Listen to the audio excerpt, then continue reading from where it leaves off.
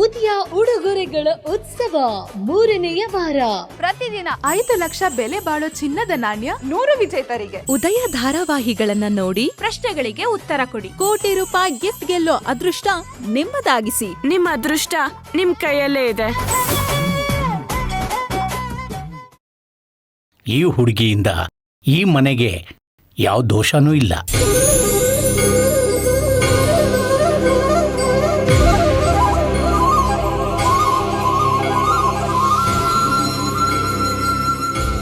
ಈ ಹುಡುಗಿ ನಿಮ್ಮ ಮನೆ ಸೊಸೆಯಾಗಿರೋದು ನಿಮ್ಮ ಅದೃಷ್ಟ.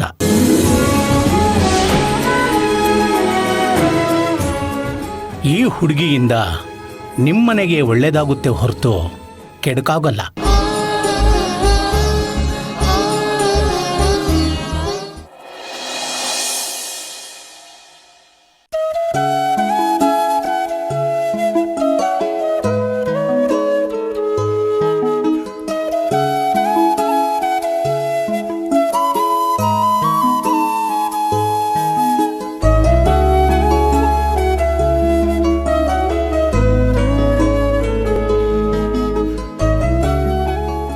ಪರಮಾತ್ಮ, ಏನ್ ಮಾಡ್ತಿದ್ಯಾ? ನಮ್ಮ ಖುಷಿ ಸಂತೋಷವಾಗಿರೋದನ್ನ ನೋಡ್ತಾ ಇದೀನಿ ಮಂಗಳಕ್ಕ. ಇಲ್ಲಿ ನೋಡಿ ಎಷ್ಟು ಚೆನ್ನಾಗಿ ಕಾಣಿಸ್ತಾವಳೆ. ಅಪ್ಸರೆ ತರ ಕಾಣಿಸ್ತಾವಳೆ. ಪರಮಾತ್ಮ, ಅಪ್ಸರೆ ಥರ ಅಲ್ಲ, ನಮ್ ಖುಷಿ ಅಪ್ಸರೇನೆ. ಇಲ್ಲಿ ನೋಡಿ ಇಲ್ಲೆಷ್ಟು ಚೆನ್ನಾಗಿ ಕಾಣಿಸ್ತಾವಳೆ. ಖುಷಿದು ಒಂದು ಮಾಡಿಸ್ದಂಗೈತೆ ಅಲ್ವಾ ಜೋಡಿ. ಪರಮಾತ್ಮ, ಈ ಮದುವೆ ಅನ್ನೋ ವಿಷಯ ಬರೋದಕ್ ಮುಂಚೆ ರಾಘವ ಖುಷಿ ಎಷ್ಟು ಚೆನ್ನಾಗಿದ್ರು ಗೊತ್ತಾ? ಪ್ರಾಣ ಸ್ನೇಹಿತರ ತರ ಇದ್ರು. ಈ ಮದ್ವೆ ಅನ್ನೋ ವಿಷಯ ಬಂದ್ಮೇಲೆ ಬಿರುಕ್ ಬಿಟ್ಬಿಡ್ತು. ಮದ್ವೆ ಆದ್ಮೇಲಂತೂ ಏನೇನೋ ಆಗೋಯ್ತು. ಪರಮಾತ್ಮ, ಈ ಫೋಟೋ ನೋಡು. ಮದ್ವೆಲಿ ಅವ್ರಿಬ್ರಿಗೂ ಆಕಾಶ್ ಬುಟ್ಟಿ ಆಟ ಆಡ್ಸಿದ್ವಲ್ಲ, ಆ ತೆಗ್ದಿದ್ ಫೋಟೋ.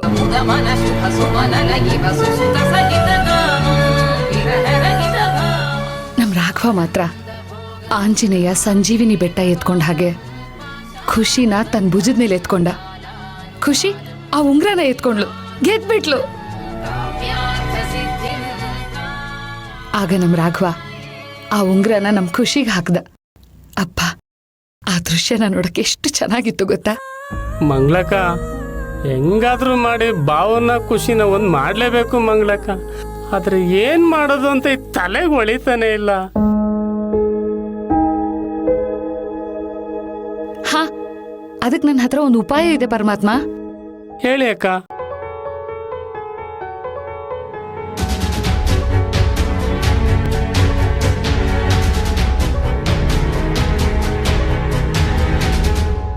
ಇಷ್ಟಾದ್ರೆ ನಾವ್ ಅನ್ಕೊಂಡಿರೋದಾಗತ್ತೆ. ಆದ್ರೆ ಏನಕ್ಕ, ನೀವು ನಾನು ಸೇರಿದ್ರೆ ಆಗ್ಲೇಬೇಕು. ಒಂದ್ ಕೈ ನೋಡೇ ಬಿಡೋಣ.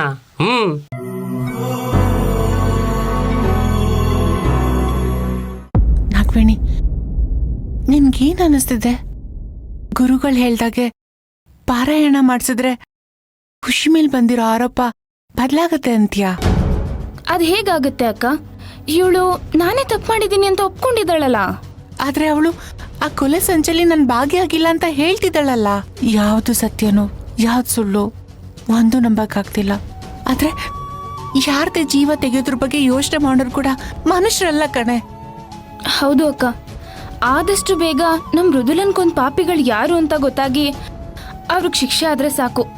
ಆದ್ರೆ ಒಂದಂತೂ ನಿಜ ಅಕ್ಕ, ಆ ಕೊಲೆಯಲ್ಲಿ ಇವಳ್ದೇ ಏನಾದ್ರೂ ಸಂಚಿದೆ ಅಂತ ನನಗೆ ಗೊತ್ತಾದ್ರೆ ನಾನಂತೂ ಜೀವನ ಪರ್ಯಂತ ಇವಳನ್ನ ಕ್ಷಮಿಸಲ್ಲ. ನೀನ್ ಯಾಕೆ ಬಂದೆ ಇಲ್ಲಿಗೆ? ನಾನ್ ನಿನ್ಗೆ ಹೇಳಿರ್ಲಿಲ್ವಾ ನೀನ್ ಇಲ್ಲಿಗೆ ಬಂದ್ರೆ ನಾನು ಇಲ್ಲಿರೋದಿಲ್ಲ ಅಂತ? ಅಲ್ಲ ಅಕ್ಕ ಹೇಳ್ತಿರೋದು ಅರ್ಥ ಆಗ್ತಿಲ್ವಾ ನಿನ್ಗೆ? ಯಾಕೆ ಪದೇ ಪದೇ ಬಂದು ಎಲ್ರಿಗೂ ತೊಂದರೆ ಕೊಡ್ತಿದ್ಯಾ? ದಯವಿಟ್ಟು ಅರ್ಥ ಮಾಡ್ಕೋ. ಬಾ ನಾಗವೇಣಿ. ಅಕ್ಕ ಪ್ಲೀಸ್ ನಿಂತ್ಕೊಳ್ಳಿ ಅಕ್ಕ. ಯಾಕೆ ಹೀಗ್ ಚುಚ್ಚಿ ಮಾತಾಡಿ ನನ್ನ ಸಾಯಿಸ್ತಾ ಇದ್ದೀರಾ? ಮಾಡ್ದಿರೋ ತಪ್ಪಿಗೆ ಈ ತರ ಎಲ್ಲ ಮಾತ್ ಕೇಳ್ಕೊಂಡು ಆಗ್ತಾ ಇಲ್ಲ ಅಕ್ಕ. ನನಗ್ ತುಂಬಾ ಹಿಂಸೆ ಆಗ್ತಿದೆ ಅಕ್ಕ. ಸತ್ಯ ಅಕ್ಕ, ಪ್ಲೀಸ್ ಅಕ್ಕ, ಎಲ್ಲ ನೀವಾದ್ರೂ ಅರ್ಥ ಮಾಡ್ಕೊಳ್ಳಿ. ನಾನು ಯಾವ ಕೊಲೆನೂ ಮಾಡಿಲ್ಲ. ನೀವಿಬ್ರು ನನ್ನ ಸ್ವಂತ ಅಕ್ಕಂದ್ರು ಅಂತ ಅನ್ಕೊಂಡಿದ್ದೀನಿ. ಇಷ್ಟು ದಿನ ನನ್ನ ತಂಗಿ ಅಂತ ಅಷ್ಟು ಪ್ರೀತಿಸಿದ್ರಿ. ಈಗೇನೋ ಆರೋಪ ಬಂತು ಅಂತ ನೀವ್ ಅದನ್ನ ನಂಬ್ತೀರಾ? ನನ್ ಮೇಲೆ ನಂಬಿಕೆ ಇಲ್ವಾ ಅಕ್ಕ? ಸತ್ಯಕ್ಕ, ನೋಡು, ನಿನಗ್ ನಾನು ಆಗ್ಲೇ ಹೇಳಿದ್ದೆ, ನೀನ್ ಅಡ್ಗೆ ಮನೆಗೆ ಬಂದ್ರೆ ನಾನು ಅಡ್ಗೆ ಮನೇಲಿ ಇರಲ್ಲ ಅಂತ. ನೀನ್ ಪದೇ ಪದೇ ನಮ್ಮ ಮುಂದೆ ಬಂದು ಕಣ್ಣೀರ್ ಹಾಕ್ತಿದ್ರೆ ನಮ್ಗೆ ಹಿಂಸೆ ಆಗ್ತಿದೆ. ನಿನ್ಗೆ ಇಷ್ಟ ಇಲ್ಲ ಅಂದ್ರೆ ಹೇಳ್ಬಿಡು, ನಾನು ನಾಗವೇಣಿ ಈಗಿಂದೀಗ್ಲೇ ಮನೆ ಬಿಟ್ಟು ಹೊರಟೋಗ್ತೀವಿ. ಹೇಳು, ನಿನ್ಗೆ ಇಷ್ಟ ಇಲ್ವಾ ನಮ್ಮ ಮನೇಲಿರೋದು? ನಿನಗೆ ಕೈ ಮುಗಿದ್ ಕೇಳ್ಕೋತೀವಿ. ಪದೇ ಪದೇ ಬಂದು ನಮ್ಗೆ ಹಿಂಸೆ ಕೊಡ್ಬೇಡ, ಚಿತ್ರ ಹಿಂಸೆ ಆಗ್ತಿದೆ ನಮ್ಗೆ. ಬಾ ನಾಗವೇಣಿ.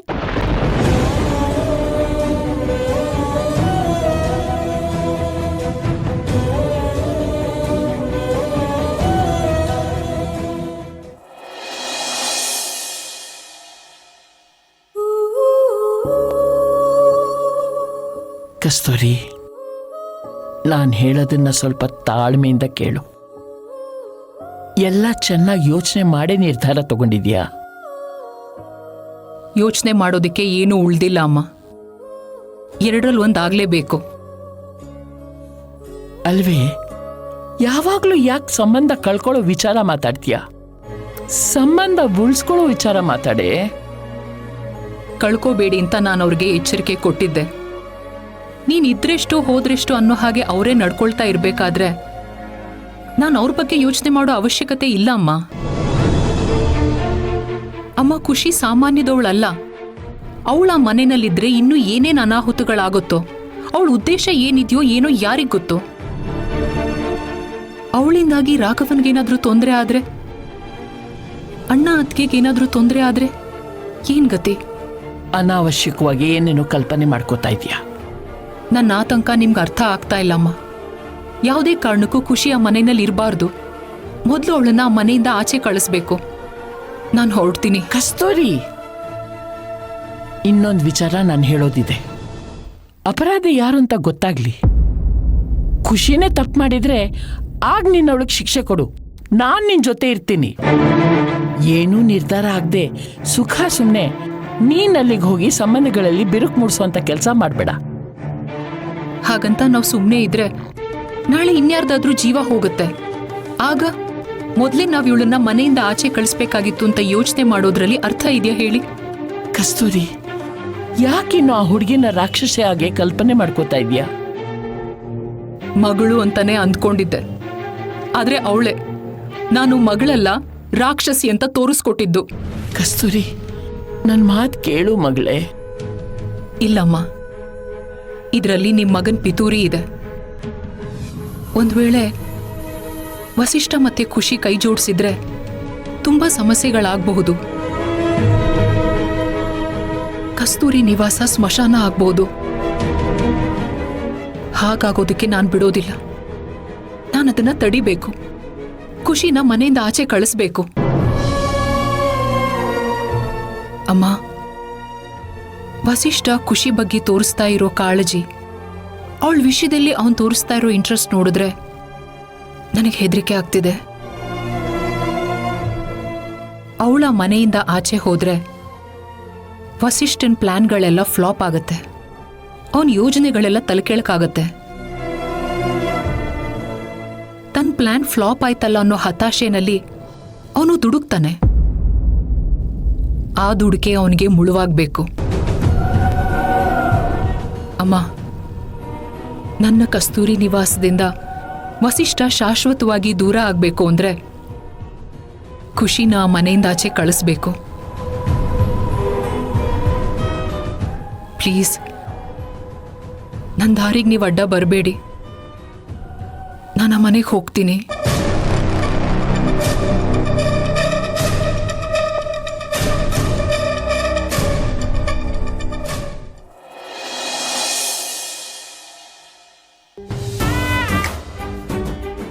ಪರಮಾತ್ಮ, ನಾನು ಹೇಳಿದ್ದೆಲ್ಲ ನೆನಪಿದೆ ತಾನೆ? ಇಷ್ಟು ಮಾಡಿದ್ರೆ ಅವರಿಬ್ರು ಒಂದಾಗ್ತಾರೆ. ಸರಿನಾ? ಹೋಗು ಹೋಗು. ಆದ್ರೆ ಸಾಕು. ಹೂ ತಗೊಂಡು ಹೋಗೋ. ಹೋಗು ಹೋಗು. ನೋಡ್ಕೊಳ್ಳಿ.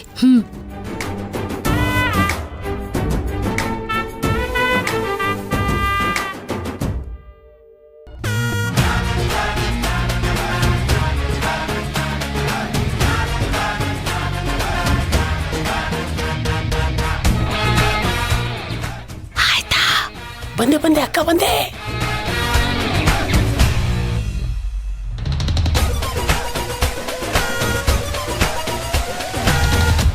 ಎಲ್ಲ ಕರೆಕ್ಟಾಗಿ ಮಾಡಿದ್ದೀನಿ ಅಕ್ಕ. ಬಾಬಾ ಒಳಗೋಗಿ ನೋಡಿದ ತಕ್ಷಣ ಎಲ್ಲ ಓಕೆ ಆಗ್ಬಿಡುತ್ತೆ. ಬಾರೋ ಬೇಗ.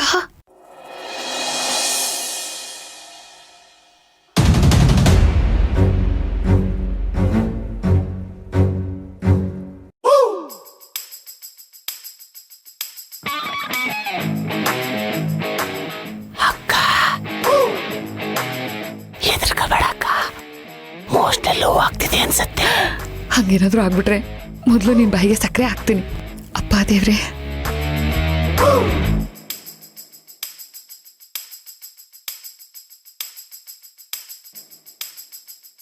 ನೋಡ್ತಾ ಇದ್ದಾನೆ. ನೋಡ್ಲಿ ನೋಡ್ಲಿ.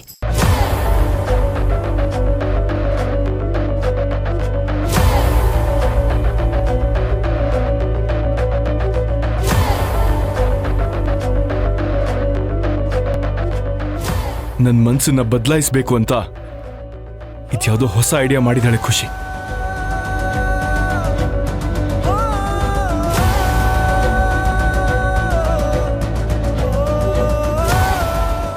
ಅಮ್ಮ ಅಮ್ಮ ಅಮ್ಮ. ರಾಘವ, ಯಾಕೋ ಇಷ್ಟೊಂದು ಕೋಪದಲ್ಲಿದ್ಯಾ? ಅಮ್ಮ, ಇನ್ನೇನಾಗಿರುತ್ತೆ, ಆ ಹುಡುಗಿ ಒಂದ್ ರೂಮಿಗೆ ಹೋಗಿರ್ತಾಳೆ, ಇವ್ರ ಮನಸ್ಸು ನೋಯಿಸಿರ್ತಾಳೆ ಅಷ್ಟೇ. ರಾಘವ, ಅಮ್ಮ. ರಾಘವ, ಯಾಕೋ ಹಿಂಗಾಡ್ತಿದ್ಯಾ? ರಾಘವ, ಯಾಕೋ ಹೀಗೆ ಕೂಗ್ತಿದ್ಯಾ? ಏನಾಯ್ತು? ಇನ್ನು ಯಾವ ರೀತಿ ನನ್ನ ನೋಯಿಸ್ಬೇಕು ಅಂತ ಅಂದ್ಕೊಂಡಿದ್ಯಾ? ಇದು ನಿನ್ನ ಐಡಿಯಾನಾ ಅಥವಾ ಇವಳ ಐಡಿಯಾನಾ? ರಾಘವ, ಯಾಕೆ ಹೀಗೆ ಚುಚ್ಚಿ ಚುಚ್ಚಿ ಮಾತಾಡ್ತಿದ್ಯೋ? ಏನಾಯ್ತು ಅಂತ ಹೇಳು. ಚುಚ್ತಿರೋದು ಇರಿತಿರೋದು ನೀವಮ್ಮ. ನೀವೇ ಹೇಳಬೇಕು, ನೀವ್ ಯಾಕೆ ಈ ರೀತಿ ನಡ್ಕೋತಿದ್ದೀರಾ ಅಂತ. ನೀವ್ ಈ ರೀತಿ ಮಾಡೋದ್ರಿಂದ ನನ್ನ ಬದಲಾಯಿಸ್ಬೋದು ಅಂತ ಅಂದ್ಕೊಂಡಿದ್ರೆ ಅದ್ಯಾವತ್ತೂ ಸಾಧ್ಯ ಇಲ್ಲಮ್ಮ, ಸಾಧ್ಯ ಇಲ್ಲ. ಇದು ನನ್ನ ರೂಮಿಗೆ ಹೇಗೆ ಬಂತು? ಇದನ್ ಯಾರಮ್ಮ ನನ್ನ ರೂಮಿಗೆ ತಂದಿಟ್ಟಿದ್ದೋ? ಈ ಕೆಲಸ ನೀನ್ ಮಾಡಿರಕ್ ಸಾಧ್ಯನೇ ಇಲ್ಲ. ಇವಳೇ ಈ ಕೆಲಸನ ಮಾಡಿರ್ತಾಳೆ. ರಾಘವ್, ಅಮ್ಮ, ಅವಳಿಗೆ ನೀನೇ ಅರ್ಥ ಮಾಡಿಸು. ಇನ್ನೊಂದ್ಸಲ ಅವಳಿಂತ ಕೆಲಸ ಏನಾದರೂ ಮಾಡಕ್ ಹೋದ್ರೆ ಆ ಕ್ಷಣನೇ ಅವಳಿ ಮನೇಲಿರೋ ಕೊನೆ ಕ್ಷಣ ಆಗಿರುತ್ತೆ. ಇದನ್ನೇನಾದ್ರೂ ನೀನೇ ಮಾಡಿದ್ರೆ ನೀನು ಕೇಳಿಸ್ಕೊಳಮ್ಮ. ಈ ರೀತಿ ಮಾಡಿ ನೀನನ್ನ ಬದಲಾಯಿಸ್ತೀನಿ ಅಂತ ಅಂದ್ಕೊಂಡಿದ್ರೆ ಅದ್ ನಿನ್ ಭ್ರಮೆ ಅಷ್ಟೇ. ಈ ರೀತಿ ಮಾಡೋದ್ರಿಂದ ನನಗೆ ಇವಳ ಮೇಲೆ ಯಾವುದೇ ಅನುಕಂಪ, ಯಾವ ಪ್ರೀತಿನೂ ಹುಟ್ಟಲ್ಲ. ಬದಲಾಗಿ ದ್ವೇಷ ಹೆಚ್ಚಾಗತ್ತೆ. ಅಕ್ಕ, ಇಟ್ಟಿದ್ ನಾನೇ ಅಂತ ಹೋಗಿ ಹೇಳ್ಬಿಡ್ತೀನಿ ನಾನು. ಅಯ್ಯೋ ಪರಮಾತ್ಮ, ನಾವೇನೋ ಮಾಡೋಕ್ಕೋಗಿ ಇನ್ನೇನೋ ಆಗೋಗ್ತಿದೆ. ದಯವಿಟ್ಟು ಸ್ವಲ್ಪ ಸುಮ್ಮನಿರಪ್ಪ. ಇಲ್ಲ ರಾಘವ್, ನಿಜವಾಗ್ಲೂ ನನ್ಗೂ ಇದಕ್ಕೂ ಯಾವ ಸಂಬಂಧನೂ ಇಲ್ಲ. ನೀನ್ ಮಾತಾಡ್ಬೇಡ. ನಾನ್ ನಿನ್ ಹತ್ರ ಯಾವ ಎಕ್ಸ್ಪ್ಲನೇಷನ್ ಕೇಳ್ತಾ ಇಲ್ಲ.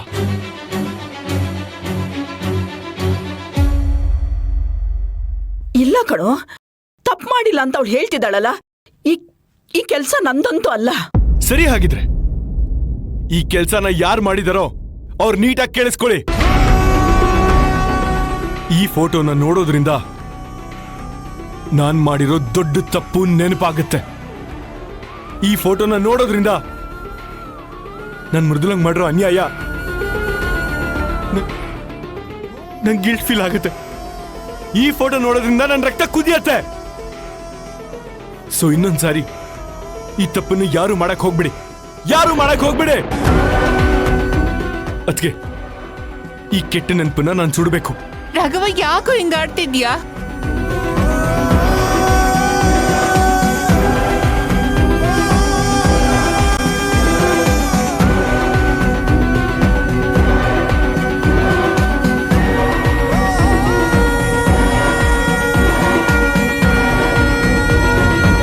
ರಾಘವ, ಮನೆಯಲ್ಲಿ ಈ ಫೋಟೋ ಸುಡಬಾರ್ದು ಕಣೋ, ಅಪ್ಶಕ್ನ. ಇದು ನನ್ನ ಸುಡ್ತಿದ್ಯಲ್ಲ, ಅದಕ್ಕೇನ್ ಹೇಳ್ತೀರಾ? ರಾಘವ್, ಇದಿದ್ರೆ ತಾನೆ ನನ್ನ ರೂಮಲ್ಲಿ ಇರೋದು. ಇದನ್ನೇ ಇಲ್ದಂಗ್ ಮಾಡ್ತೀನಿ. ರಾಘವ, ಬೇಡ ಕಣೋ. ಏಯ್! ರಾಘವ, ಬೇಡ ಬಿಡು. ರಾಘವ, ನನ್ ಮಾತು Please, ಕೇಳು. ಬಿಡು. ರಾಘವ, ರಾಘವ, ಅಣ್ಣ ಸುಮ್ನಿರೋ.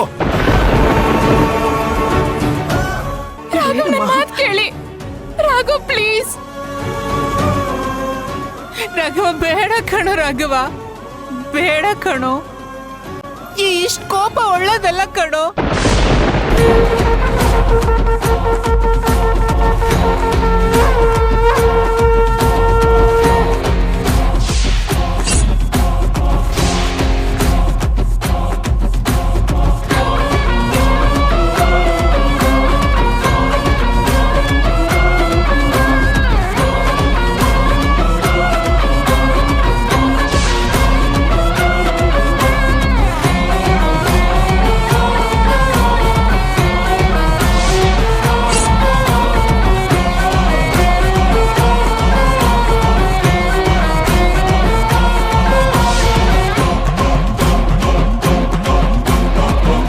ಹೋಗ್ಬಿಡ್ತೀನಿ. ಹೋಗಿ ಹೇಳ್ದಿದ್ರೆ ಇನ್ನೂ ಸಮಸ್ಯೆ ಆಗ್ಬಿಡುತ್ತೆ. ಪರಮಾತ್ಮ, ರಾಘವನ್ ಕೋಪ ನೋಡು. ಅವನಿಗೆ ಈಗ ಬಂದಿರೋ ಕೋಪದಲ್ಲಿ ಅವನು ನಮ್ಮನ್ನು ಏನು ಮಾಡೋಕ್ಕೂ ಹೇಸಲ್ಲ. ಸ್ವಲ್ಪ ಸುಮ್ಮನಿರು. ನಾಳೆ ಅವರಿಬ್ಬರನ್ನೂ ಒಂದು ಮಾಡೋಕ್ಕೆ ನಮಗೆ ಟೈಮ್ ಬೇಕಲ್ವಾ?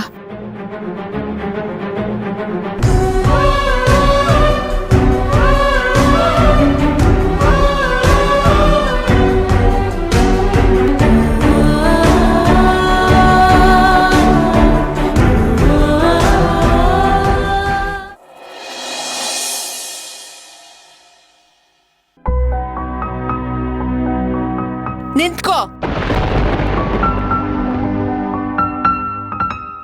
ಈಗಾಗ್ಲೇ ನಮ್ ರಾಘವನ್ ಜೀವನನ ಸುಟ್ಟು ಬೂದಿ ಮಾಡಾಗಿದೆ. ಇನ್ನು ಈ ಆಲ್ಬಮ್ನ ಉಳಿಸ್ಕೊಂಡು ಏನ್ ಮಾಡ್ತೀಯಾ?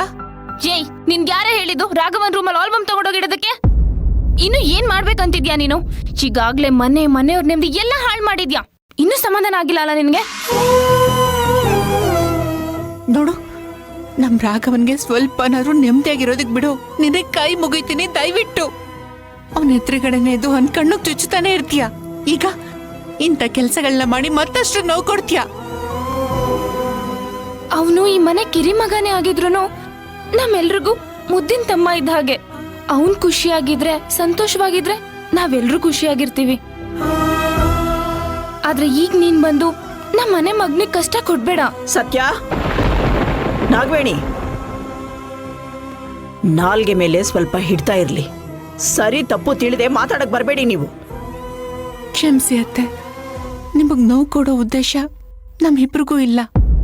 ಆದ್ರೆ ಇವಳು ನಮ್ ರಾಘವನ್ಗೆ ನೋವು ಕೊಡೋದನ್ನ ನೋಡ್ಕೊಂಡು ಸಹಿಸ್ಕೊಂಡು ಸುಮ್ನೆ ಇರೋದಕ್ಕೆ ಆಗ್ತಿಲ್ಲ ಅತ್ತೆ.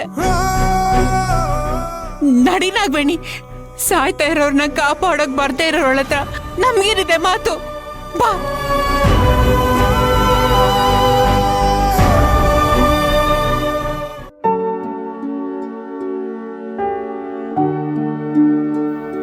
ಖುಷಿ, ನಮ್ಮಿಂದಾಗಿ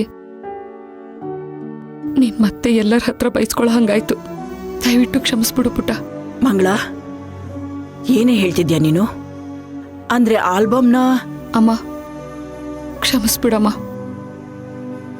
ಮದ್ವೆ ಆಲ್ಬಮ್ನ ನೋಡಿದ್ರೆ ರಾಘವನ್ಗೆ ಖುಷಿ ಮೇಲೆ ಸ್ವಲ್ಪ ದ್ವೇಷ ಕಮ್ಮಿ ಆಗುತ್ತೆ.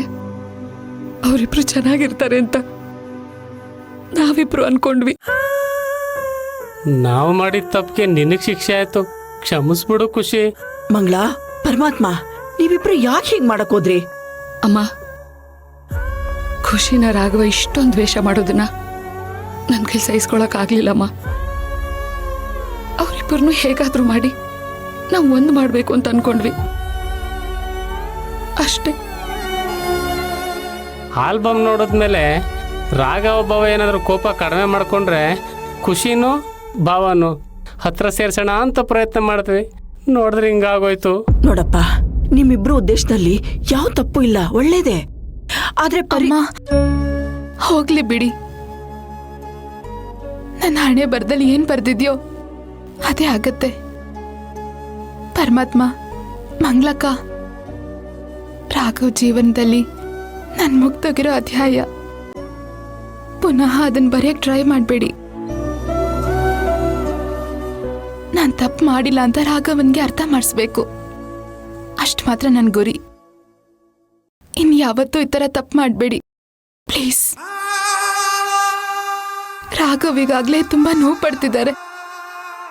ಇನ್ನು ನೋಸಕ್ಕೆ ನನ್ಗಿಷ್ಟ ಇಲ್ಲ. ಹಂಗನ್ಬಿಟ್ರೆ ಹಂಗೆ ಖುಷಿ, ನೀನ್ ತಪ್ಪು ಮಾಡಿಲ್ಲ ಅಂತ ರಾಘವ ಬಾವನ್ ಗೊತ್ತಾಗದಾದ್ರು ಯಾವಾಗ? ಪರಮಾತ್ಮ ಗೊತ್ತಾಗತ್ತೆ, ಅಲ್ಲಿ ತನಕ ನಾನು ವೇಟ್ ಮಾಡ್ತೀನಿ. ದಯವಿಟ್ಟು ಅವ್ರ ಮನ್ಸನ್ನು ನೋಯಿಸ್ಬೇಡಿ ಪ್ಲೀಸ್. ಆಯ್ತು ಬಿಡು.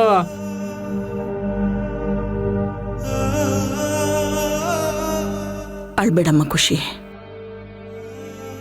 ಈ ಸಮಸ್ಯೆಗಳಿಂದ ಆದಷ್ಟು ಬೇಗ ದೂರ ಆಗಬೇಕು ಅಂದರೆ ಗುರುಗಳು ಹೇಳ್ದಾಗೆ ಶಮಂತಕಮಣಿ ಕಥೆನ ಪಾರಾಯಣ ಮಾಡಬೇಕು. ಅದಕ್ಕೆ ನಾನು ಆದಷ್ಟು ಬೇಗ ವ್ಯವಸ್ಥೆ ಮಾಡ್ತೀನಿ. ಮಂಗಳ.